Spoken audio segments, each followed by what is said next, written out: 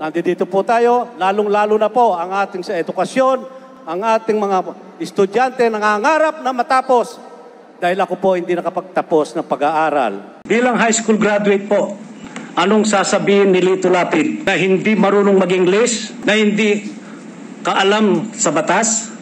Ano kaya ang magiging desisyon? Desisyonan po ang kataas-taasang hukom ng isang high school graduate lamang na taga-probinsya ng Pampanga. Representa po ako dito hindi bilang abogasya. Hindi po ako pwedeng magsalita ng Republic Act dahil hindi maniniwala ang tao sa akin.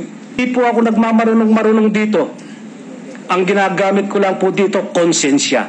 Representante ng masa na hindi nakapag-aral, hindi marunong mag-English, ni walang alam sa batas. Kaya ang hatol ko sa inyo, guilty.